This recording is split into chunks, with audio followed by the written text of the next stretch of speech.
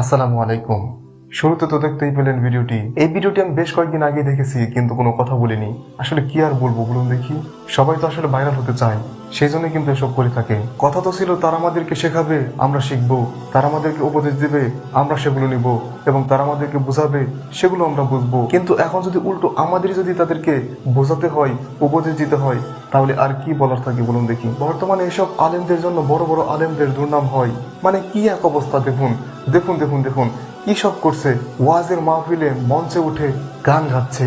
আমি এটা বলবো না সে গান কিভাবে শুনেছে। বর্তমান জামানায় একজন মানুষ কোনো না কোনো ভাবে কিন্তু গান সে শুনেই থাকে, সেটা আমিও জানি, আপনিও জানেন। আমি এই জন্য এই কথা বলবো না সে গান কিভাবে শুনলো।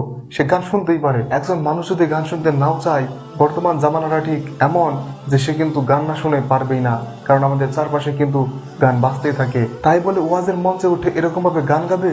শুধু এই একটা ওয়াজ না, আপনারা হয়তো বা দেখেছেন তার বেশ কয়েকটি ওয়াজে কিন্তু এই আছে না নাই, ঠিক না বেঠিক, এরকম কথা কিন্তু বলে থাকে।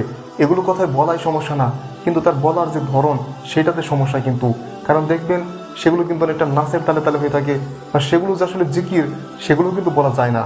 সেগুলোকে আপনি কি বলবেন বলুন। দেখুন একটা কথা বলি, একজন আলেমকে নিয়ে কথা বলার যোগ্যতা আমার কখনোই নাই, কারণ একজন আলেম আমাদের চেয়ে অনেক বেশি সম্মানিত। আল্লাহ তাআলা তাদেরকে করেছেন অনেক বেশি সম্মানিত। আমাকে অনেকেই বলে থাকে এই হুজুর 2টা বিয়ে করেছে, এই হুজুর পরকিয়া করেছে, তো এগুলো নিয়ে ভিডিও করুন। কিন্তু আমি ওসব নিয়ে কথা বলি না, এবং কি বলবো না, কারণ আমার ভিডিওর টপিক ওগুলো না। কারণ আপনারা জানেন, যারা আমাদের চ্যানেলগুলো দেখেন তারা কিন্তু জানেন আমরা কিন্তু ওইসব বিষয়ে কথা বলি না, এবং কথা বলবো না। তবে আমাদের বুঝতে হবে কে আলেম আর কে ভণ্ড, কারণ একজন ভণ্ড আর আলেমের মধ্যে অনেক তফাৎ।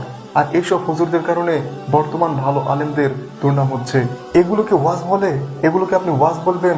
ওয়াজের মঞ্চে উঠে গান গাচ্ছে, নাচছে, এমনকি প্রেমের আলাপ করতেছে।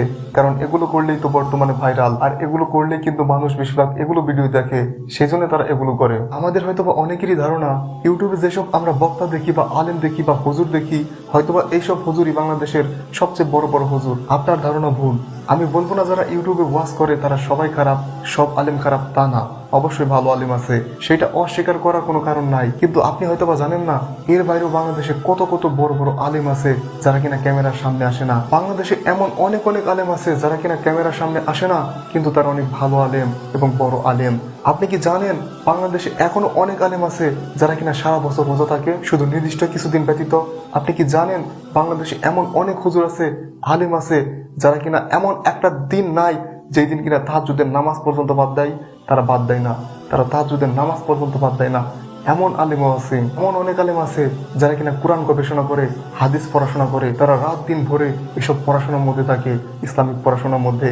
তারা মানুষকে দাওয়াত দেয় গোপনে, কিন্তু আমরা কি তাদেরকে চিনি? না। আমরা কাদেরকে চিনি? আমরা চিনি এইসব আলেমদেরকে।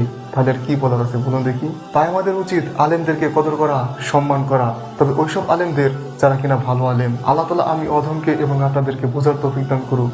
আমিন।